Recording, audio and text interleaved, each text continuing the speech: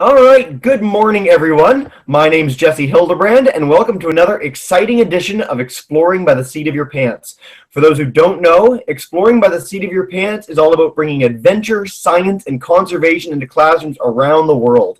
Today, we have 3 classes joining us from across Ontario. We might get 3 more as the hangout goes on, but I'll give them a chance to introduce themselves. So first, we've got Mr. Vandeshoot's class from Forest, Ontario. Awesome. We've got Mrs. Rose class, grade 3 class from Renfrew, Ontario. Hello. And we've got Mrs. Cathcart's class from Barrie, grade 4 class. Awesome.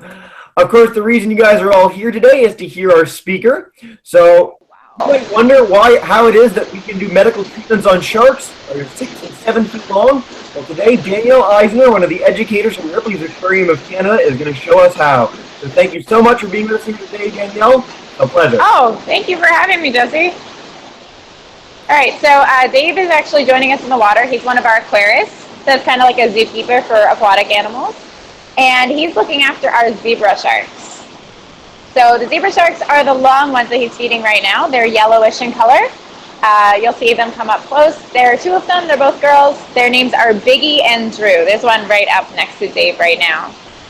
And today we have a fun little feast for our sharks. So they're eating soft-shelled crab, which you might have seen them feeding just a little moment ago. We're feeding mahi-mahi, which is a type of fish. And we are also feeding some squid. It's a nice, fun diet for our animals. And these zebra sharks in the wild, oh, there's some squid, yummy squid. These sharks in the wild, they'll also eat things like snails that live underwater, as well as small fish. Now, the reason that we're feeding them by hand is not only to make sure that they're eating the right amount, but we're also trying to get them more comfortable with the diver so that we can actually flip the sharks over. So these zebra sharks are really amazing animals, and in order for us to make sure that they are healthy and to give them checkups, we try to flip them over so that they're nice and calm when we do things like draw blood and make sure that they are getting all of the nice treatment they need. So we got one of them to flip over right now, which is great, giving them a reward as food. So the reason that they're going to flip over is we're giving them positive reinforcement. So that's a really, really fancy word for every time that they do something that we want them to do, we give them some positive feedback. So we're giving them something they like. They really like food. So it's the same thing as if you're at home and your parents want you to do something like make your bed or clean your room, and then they give you something as a reward, like an allowance or candy. So same thing with our sharks, and we usually use food as a reward. And they are getting more comfortable with Dave. One of our sharks is a little bit more ahead in the training, so that's Drew. And Drew's the smaller of the 2 sharks. And that one, she flips over a little bit more easily than Biggie does. You can see them out swimming around. But not only are these 2 sharks in here, you might have noticed at this point there are more than just zebra sharks swimming around in this exhibit. We only have the 2, but there's many more than that in here. So there are a few black tip reef sharks, which are hanging around at the surface of the water at the back. And there's a couple white tip reef sharks, which you probably can't see. They like to hang out more near the bottom. And near me on the floor, which is going to be a little darker, these are white spotted bamboo sharks. And there's some babies. And they're super cute. And there's also a wabagon who was up here earlier that Dave said, but probably is hanging out at the bottom. There's the bamboo sharks again. And there's one epaulet shark, which I haven't seen in a little bit, but he's my favorite. Oh, he's under the stairs. I can't get a good angle on him. So zebra sharks, these guys are around 8 feet long, and the longest recorded one was somewhere around 11 feet, which is quite a long animal, especially because these animals, the majority of their body is their tail. So they're a very powerful swimming animal. In the wild, they like to live in coral reefs in the Indo-Pacific Ocean, which is a wide range from the east coast of Africa, south of China and India, and north and around Australia. They have a really wide range out there. And these animals, most often, if you ever see them in the wild, they spend a lot of time just sitting and lying on the bottom, facing the current, waiting for food to come by and using the current water in order to breathe, which is actually really exciting. Very smart animals. Now, these two are both adults, and you notice that their name is a zebra shark, but they don't look like a zebra. Oh my gosh, a baby! Okay, so this is a baby shark. It's a brand new, hatched this morning. It's adorable. It's a boy or girl? It's a girl! So we actually have our own little white spotted bamboo shark hatchery, and that's where they're going to stay for a little bit until they grow up. These are one of the few sharks that are egg layers. So that's a white spotted bamboo shark egg, but we also have eggs of zebra sharks here, as they don't have any babies usually. So there's actually eggs right down here. And in a minute, we can get Dave to pick one up so we can see what those look like too. So zebra sharks, these lovely animals, they get that fun name zebra shark because of what they look like when they're young. So these animals are actually striped when they're young, and then later on they become this nice dotted yellow animal.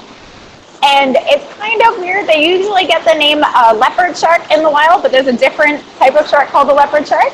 And it's not the best way to confuse them, but these large animals, zebra sharks, are quite a bit larger than the leopard sharks in the wild. Very powerful animals. And the other easy way to tell them apart from other animals in our oceans are they have, when they're adults, they have large ridges coming down their back, which means they have a very muscular body and are very strong swimmers.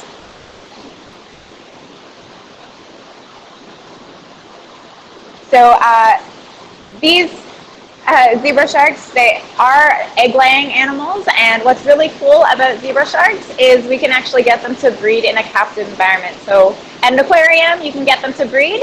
We don't actually breed ours because we actually only have 2 little girls, and we would have to have a boy and a girl in order to have some babies.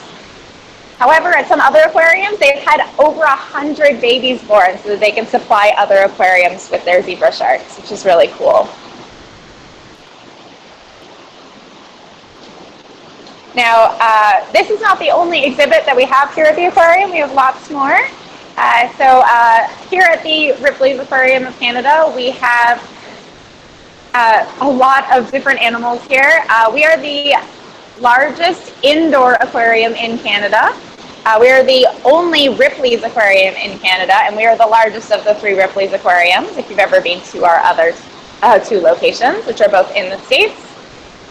When you get to our aquarium, the first thing you get to see, other than our lobby and a really cool tank with a globe on top, is our Canadian water section. So in there we have some really cool animals, like a really large freshwater tank, especially showcasing our freshwater fish in our Great Lakes that we are very lucky to have here in Canada. And, oh, there's one flipping over. Awesome.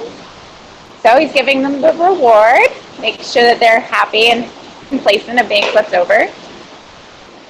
Very nice.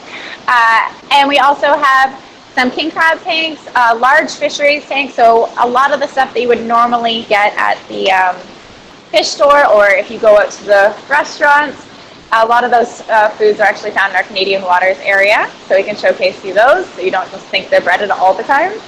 And we actually have a very large octopus. His name is Ivar. He's super cool.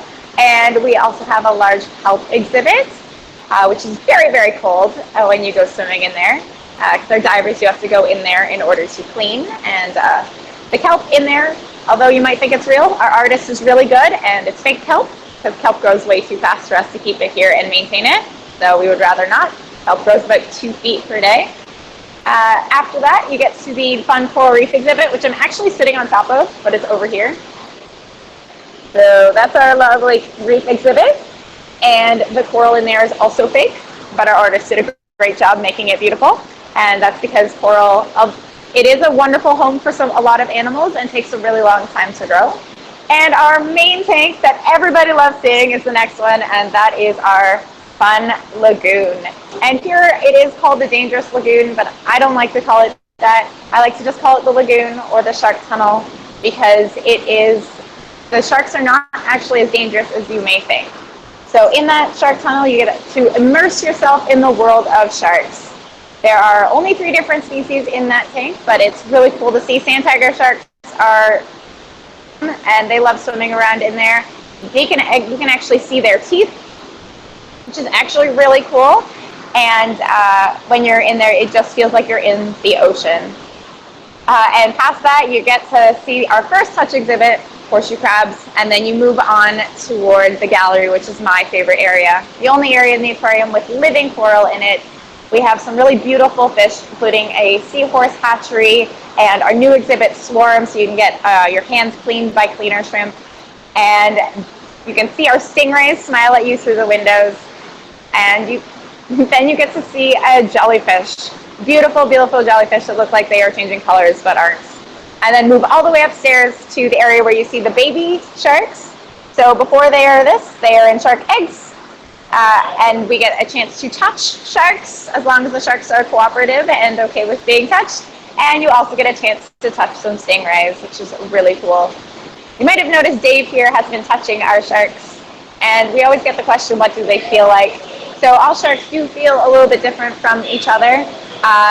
The larger the shark, kind of on average, means a little bit more rougher they are. So it kind of feels like little pinpricks and a lot more like coarser sandpaper when he's holding them, which is actually really great for when he holds them upside down. So the friction of the scales on his hand actually allows him to hold the sharks without grabbing onto them, which is really great and really comfortable for the sharks as well.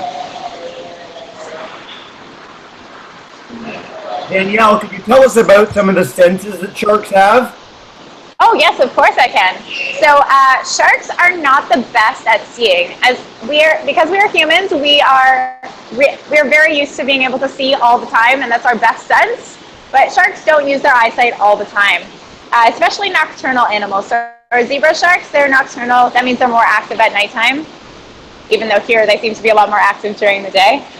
And their eyesight doesn't work that well, but they have other senses. So not only do they have the smell and taste and touch, just like us, they have one extra sense, and their extra sense is called electroreception, which is a fancy word for sensing electric impulses in the water. So right now, Dave, our aquarist, is in the water, and he is still alive, which means he's breathing, and he has a pulse and a heart rate, right? Yeah.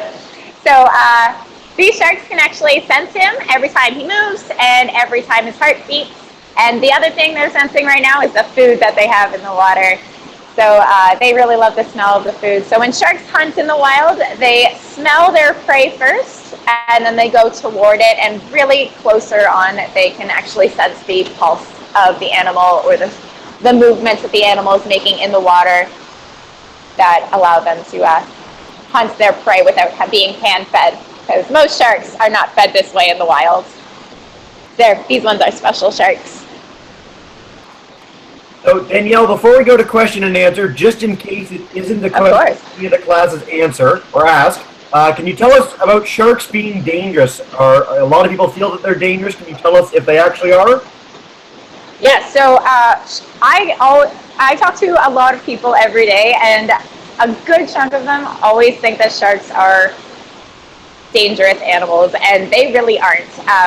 So as you can see, Dave has been in this shark tank, which is our only exhibit at the aquarium that only has sharks in it. The other one that has sharks in it has fish as well. Although sharks are a type of fish, they have some bony fish in there.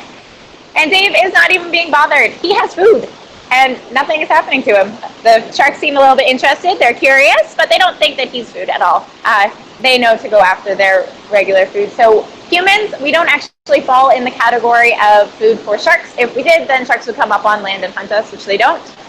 So sharks like to eat fish. The majority of sharks eat fish or shellfish. It actually tells you what type of food these sharks like to eat. So a zebra shark jaw is kind of blunt, actually, because they like to eat a lot of shellfish. They like to crush their food.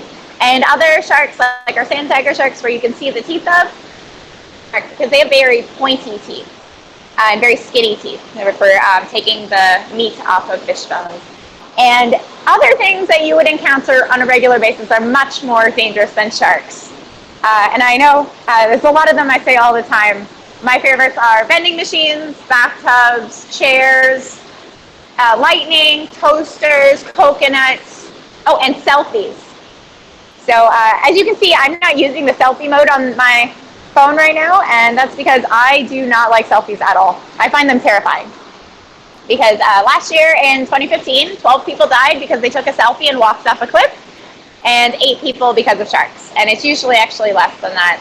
So sharks are really misunderstood. Oh, can you grab out an egg for us? Oh, there's a... I think Dave's actually trying to catch a little baby that's in there.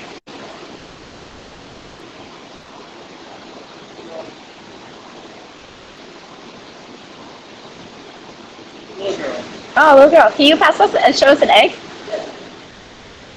Awesome. So that's a white spotted bamboo shark egg. See if we can get a good angle. Oh, that's better. Perfect. So they're a little bit smaller. And then we have some zebra shark eggs as well. And see how big that one is? Especially compared to the size of Dave's hands. They're larger than Dave's hands. So those sharks get a little bit more of a head start in life. They start out a little bit larger. Yeah, so if you are ever in the wild and you encounter a shark, really don't be afraid of them. Respect their distance. They are still wild animals. They're not used to us. We're new to their environments. Give them their space, but just remember they are living their life. And all they want to be is respected in their natural world. Easiest way to respect sharks is, especially in the wild, to help them out, is to donate to research facilities, but also share what you know. If you know sharks aren't dangerous and you know they're really cool animals, then make sure you let other people know so that they're not doing anything too bad to sharks. Sharks get accidentally caught in fishing nets, which is really scary. They get caught on purpose for food, especially zebra sharks. They're actually vulnerable, which is really close to being endangered in a lot of areas in our world, except for in Australia. And that's because people use them as meat, and they use their liver for vitamins, which is actually really scary. Ooh, there's a yolk in that one. Ah, look at that. Shark eggs, these are cool. And some sharks actually do give live birth, but we have some shark eggs to showcase here. So Danielle, I know you have to get to a show fairly soon, so how about we go to a question and answer period? Oh, that's great. Excellent. All right, so first, guys, we'll go to Mr. Van de Schoot's class.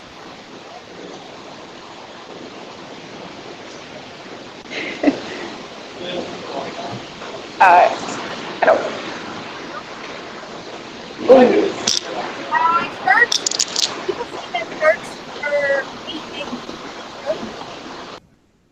Can you repeat the question? People say that I've heard a thing where people say that sharks hate magnets. Is it true? Did I hear that correctly, Jesse? Yeah, do sharks hate magnets? Have you heard that? So remember how we were talking about how sharks, I was just showing you guys how they feed the wobbegongs. So remember how we were talking about the different senses that sharks have, and they have a special one called electroreception? So magnets are one of those things that actually a shark can actually sense in the water. So they would go toward, and if they don't realize it's not food, they could eat it. So there's a special type of shark called the tiger shark that has been reported to eat pretty much anything, including stuff you would not consider to be food, especially metal things like license plates. And it's not really too bad for them.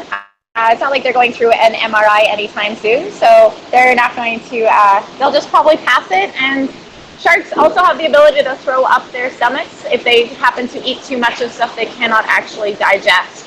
So I have not heard of a shark eating a magnet. Definitely our sharks don't do that here. But if it does happen, I'm pretty sure they'll pass it and it'll be fine. All right. We'll go to Mrs. Rowe's class. Okay, thanks.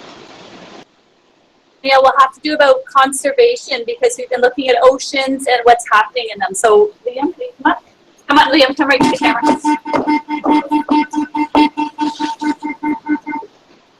Do you know about the Great Pacific Garbage Patch? If so, If so, what do you know about it?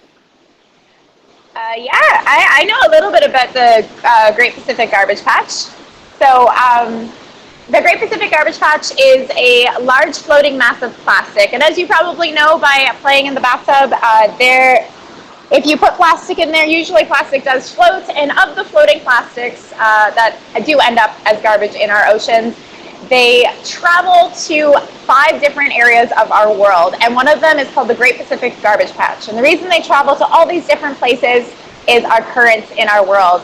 And the currents all kind of go together at these places called gyres, and that's why they all accumulate in those areas. And it's actually really scary. So the giant Pacific Garbage Patch, the last I heard, if the garbage is all spread out, it's around the size of the United States. And if it's all compact together, it's about the size of Ontario, which is really scary and really large. And it's kind of sad to think about that much garbage being in our world.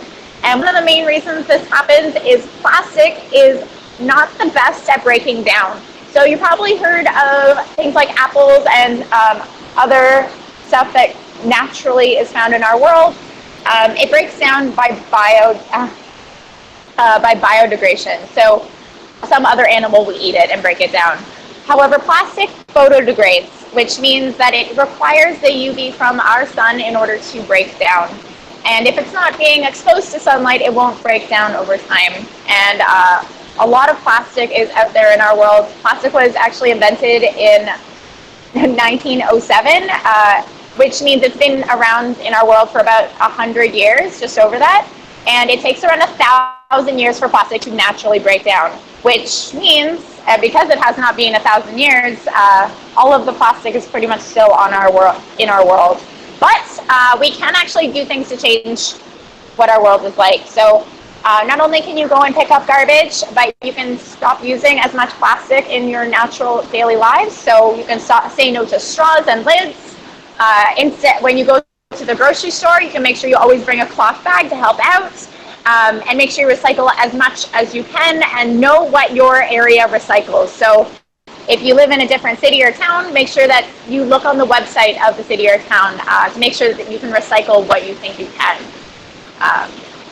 And the other things that you can do to make sure that you can help is you can do shoreline cleanups. You can sign up as a class to do that, which is really helpful. And the great thing about being young is that you can help our world in the future. So you guys are the leaders of tomorrow, which means that you can come up with cool, innovative ideas. The world is a better place, like how to get the plastic out of the water, how to make our sharks live a longer and healthier life. Really nice stuff like that. Excellent. All right, we'll go to Mrs. Cathcart's class.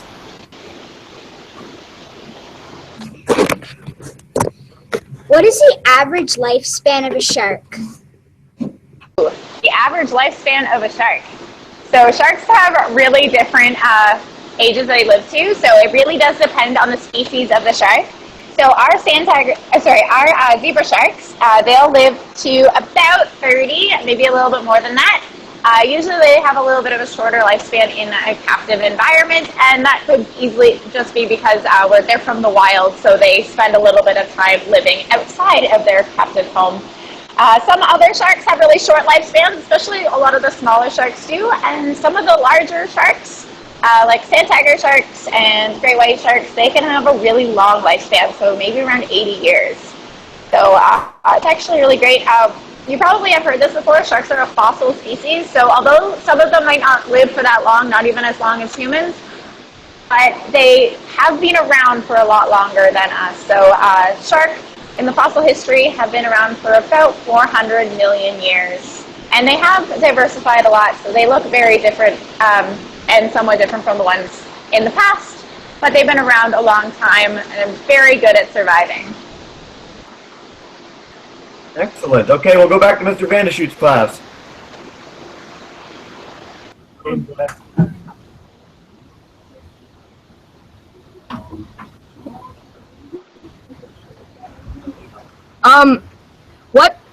What do sharks usually eat in the wild? Okay, what do sharks usually eat in the wild? So every shark has a different diet that they would naturally get in the wild, just based on what food resources happen to be in their natural area. So the zebra sharks in the wild, they like to eat crustaceans, so those are shrimps and crabs, and they also like to eat mollusks, which are squid and snails, and they also like to eat small bony fish. So there are kind of a wide variety of different food that they like. Some other sharks, like larger sharks, like to eat smaller sharks. So wabagons are one of those sharks that like to eat smaller ones, and also bull sharks and tiger sharks. But most sharks in the natural world eat fish. And if they have a strong jaw for crushing shells, they like to eat shelled animals, which is actually really great for them. And there's very, very few sharks that like to eat turtles and mammals. So a tiger shark is one of those few sharks that can eat pretty much anything in the world, including mammals, which they like to eat seals and turtles. And then a great white shark is really famous for eating mammals, and really they really like seals and otters. Those are probably the most fun to catch for a great white shark and the best nutrition for them. Not us. We're not a natural part of their diet in any way. And what's really cool about some sharks, especially the great white, is they switch their diet when they are young to when they're adults. So a young great white shark will eat fish, and adult great white shark will eat mammals. I was really hoping you were going to get that question. All right, on to Mrs. Rose class.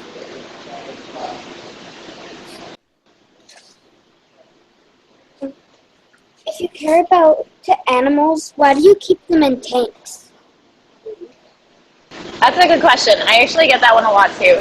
So the question was, if you care about the animals, why do you keep them in the tanks? And yes, you could think of it as the sad way. Well, they're not in their natural home, which the ocean is really big. But on the flip side of this, there are a lot of humans out there that can make a big difference to our world. And a lot of people don't get the chance to see these animals interacting and behaving in their natural habitats. So it's really great for us to showcase you these animals in a nice controlled habitat to make sure that they are nice and happy and well cared for. So we can learn about these animals to try to help them survive in the wild. Because if you come here and you think that you don't really appreciate animals, or you really don't know what's under the water, and you probably leave with more of an appreciation about these animals, and maybe you actually want to do something to help them out in the wild, make our world a better place. That was a really great question. I was really hoping you were going to get that one too. All right, last but not least, we'll go back to Mrs. Cathcart's class. Do sharks like people in their habitat? Do sharks like people in their habitat? Was that the question? Could you repeat the question? Do they hurt people or like people? Like people. Bite people. Most often, no. So if you've ever gone swimming in the ocean, you probably are still fully intact. And that's because sharks, they... Did I get the right question, Jesse? I think it's like. Okay. They like people. Sorry. Sharks, they usually try to keep a wide area from a human and a shark because they don't really want to be too involved with the people in their habitat. Remember, we are not part of their natural habitat. Sharks in the wild don't really know what a human is, so they're probably scared of us in the beginning when they see us, especially if we're a scuba diver, because we don't look like anything that they naturally see in their habitat. And when we are in their natural habitat, they would spend a lot of time with a nice distance. Remember, sharks can smell really well. They can sense vibrations in the water. So they probably can sense you before you can see them. And a good choice for them is to stay away. A shark's best guaranteed way of surviving in their habitat is to swim away. So biting is something that probably won't happen. They only bite their food. Biting out of anger is not something a shark would do. They'll try to swim away if they can. Bad reputation of biting because it has happened before. Because again, sharks don't have really good vision. They do sometimes bite in order to investigate what is actually food, because that's another great way to figure out what something is if you feel it. So don't worry, if you're in the ocean, there's a good chance you won't actually ever see a shark unless that is your goal and you're on a shark excursion, because they're going to stay a good distance away from us. We're kind of scary and we don't look like anything they really know. Excellent. All right, so at the end of every hangout, what we always do is turn it over to the classes. So I'm going to demute everyone's microphone, and you guys can say a big thank you to Danielle. Thank you. Awesome. Thanks so much for being with us here today, guys. We appreciate it a lot. Danielle, you did a great job. Thanks so much. Oh, you're welcome. I'm so happy to be here. Thank you. Awesome. We hope to have you all exploring by the seat of your pants again soon, and have a lovely rest of your day. Thanks, guys.